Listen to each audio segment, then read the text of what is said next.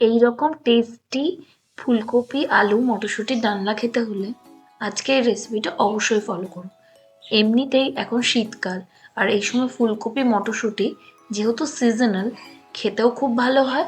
আর আমার মনে হয় একবার এটা বানিয়ে ট্রাই করাটা উচিত, কারণ এটা কিন্তু দারুণ দারুণ লাগে। যাই হোক, এ দেখো, কড়াইয়ের মধ্যে তেল দিয়ে দিলাম। তেল দিয়ে বেশ কিছুটা ডুমো করে কেটে রাখা আলুকে আমি ভেজে তুলে নিলাম। আমি এখানে নতুন আলু ব্যবহার করছি, তোমরা যে কোনো আলু ব্যবহার করে এটা করতে পারো। নতুন আলু সেদ্ধ তাড়াতাড়ি হয়, সেই জন্য নতুন আলু দিয়ে এটা করলাম। সঙ্গে নুন আর হলুদ তো দিলামই। এবার আলুটা তোমাদের এমনভাবে ভেজে নিতে হবে যাতে মোটামুটি 60-70% সেদ্ধ প্রথমেই হয়ে যায়। তাই জন্য নাড়াচাড়া করে বেশ সময় ধরে কিন্তু আলুটা তোমরা ভেজো। দেখো, আলুটা বেশ লাল লাল করে ভেজেছি। এই পর্যায়ে আলুটা কিন্তু 70% মতো সেদ্ধও হয়ে গেছে। এরপর এক এক করে আলুগুলো তুলে নিলাম। ওই কড়াইয়ে আবার একটু নুন আর হলুদ অ্যাড করে নিয়ে আমি ফুলকপিগুলো দিয়ে দেবো। কেটে রাখা ফুলকপিগুলো সাইজগুলো এমন হবে না খুব বড় হবে না খুব ছোট হবে, যাতে মিডিয়াম সাইজে হয়, তাতে সেদ্ধটা একটু সুন্দর হবে, আবার ভেঙে ভেঙেও যাবে না। তো দেখো, প্রথমে নুন হলুদটা দিলে কি হয়, আমাদের ফুলকপির মধ্যে নুন হলুদটা খুব ভালোভাবে মিশে যায় এবং কালারটা চারিদিকে ইকুয়াল আসে। আমি প্রত্যেকটা স্টেপ তোমাদের এক এক করে বলেই রান্নাটা দেখাচ্ছি যাতে তোমাদের বুঝতে সুবিধা হয়। এবং ফুলকপি আলুর তরকারি বলো বা ফুলকপি মাছের ঝোল বলো, ফুলকপিটা যদি তোমরা এইভাবে ভাজো না, তাহলে দেখবে ফুলকপি গায়ে খুব সুন্দর একটা সোনালি হলুদ রং সুন্দরভাবে হয়, এক জায়গাতে হলুদটা বেশি করে পড়ে যায় না। তো যাই হোক, একটা ছোট টিপস তোমাদের সঙ্গে শেয়ার করলাম। এবং ফুলকপিটাও দেখো, ঢাকা দিয়ে আমি খুব ভালো করে নাড়াঘাটা করে ভেজে নিলাম। এখানে ফুলকপিটাও এমনভাবে ভাজতে হবে যাতে ঝোলে দিয়ে 4-5 মিনিট ফোটালেই ফুলকপিটা যেন একদম নরম হয়ে যায়। এই পর্যায়ে ফুলকপি আমার ভাজা হয়ে গেল। এবার এক এক করে কিন্তু ফুলকপিটাও আমি এখানে নামিয়ে নিচ্ছি। তাহলে এই টিপস অ্যান্ড ট্রিক্সগুলো তোমাদের কেমন লাগছে আমায় কিন্তু কমেন্টসে জানাতে একদমই ভুলো না। আরও কিছু তোমাদের রেসিপি দরকার হলে অবশ্যই জানিও। দেখো, গল্প করতে করতে রান্নাটা করে নিচ্ছি। এরপর আবার একটুখানি সর্ষের তেল অ্যাড করে ওর মধ্যে কিছুটা চিনি দিলাম ভালো কালার আসার জন্য, হিং ফোড়ন দিলাম। এরপর দেখো, গোটা জিরে, গোটা গরম মশলা, তেজপাতা, শুকনো লঙ্কা, এই সব কিছুই তেলটার মধ্যে দিয়ে একটু নাড়াচাড়া করে গোটা গরম মশলার গন্ধটা বেরোতে দেবো। জিরের গন্ধটাও বেরোবে, গোটা গরম মশলাটার গন্ধটাও বেরোবে। এই পর্যায়ে আঁচটা কিন্তু কমই রাখতে হবে, নাহলে পুড়ে যেতে পারে। এরপরে এর মধ্যে আমি অ্যাড করব কিছুটা পেঁয়াজ বাটা।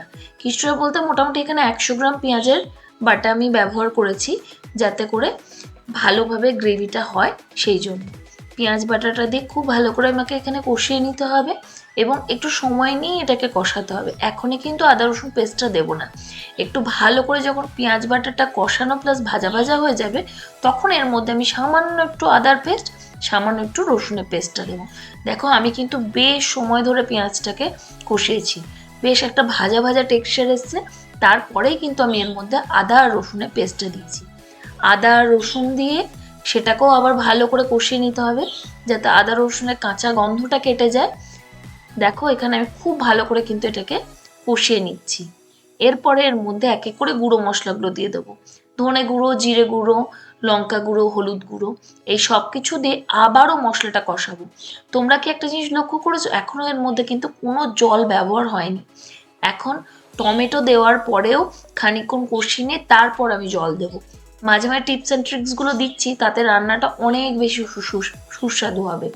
যারা নতুন রান্না করছো তাদের জন্য কিন্তু স্পেশাল এই টিপস অ্যান্ড ট্রিক্সগুলো আমি শেয়ার করছি। দেখো, মশলাটা ভালো করে কষিয়ে নেওয়ার পরে আমি কাঁচা লঙ্কা আর টমেটোটা দিয়ে দিলাম, সঙ্গে নুনটাও দিয়ে দিলাম। নুনটা দিলে সঙ্গে সঙ্গে টমেটোটা গলে যাবে। এবং এই পর্যাতেও কিন্তু আমি জলের কোনো ব্যবহার রাখিনি। খুব ভালো করে হালকা আঁচে মশলাটাকে কিন্তু আমি কষিয়ে নেব। দেখো, যখন মশলাটা খুব ভালো করে কষিয়ে নেওয়া হলো, তখন অল্প একটু জল দিয়ে আবারও মশলাটা কষিয়ে নেব। এরপর মশলাটা যখন ভালো করে কষানো হয়ে যাবে, একটু তেল ছাড়া হবে, তখন ওই যে ভেজে রাখা আলুটা আছে ওটা দিয়ে একটু নাড়াচাড়া করে নেব, সঙ্গে মটরশুঁটিটাও দিয়ে দেবো।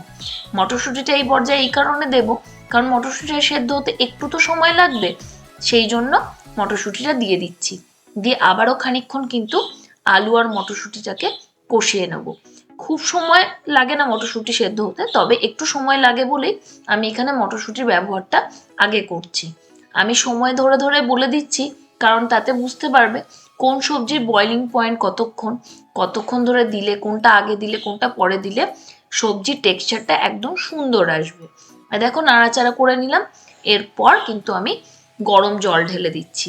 এখানে কিন্তু ঠান্ডা জলের ব্যবহার করব না, টেম্পারেচারটা সেম থাকতে হবে, তবেই কিন্তু তরকারির স্বাদ হবে। এখানে দেখো সব কিছু দিয়ে ভালো করে ফুটতে দেব।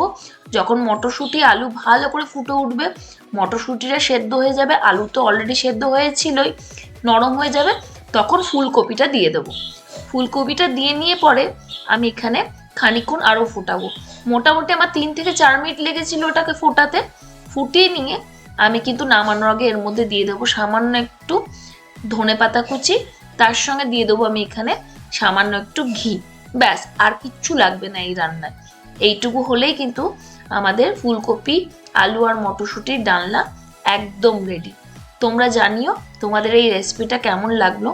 গরম ভাতে এই ধরনের একটা ডালনা বা তরকারি থাকলে সত্যি আর কিছু লাগে না। অবশ্য তোমরা এটা নিরামিষভাবেও বানাতে পারো। যদি কোনোদিন সুযোগ হয় তোমাদের নিরামিষ ফুলকপির ডালনাটাও আমি করে দেখাবো।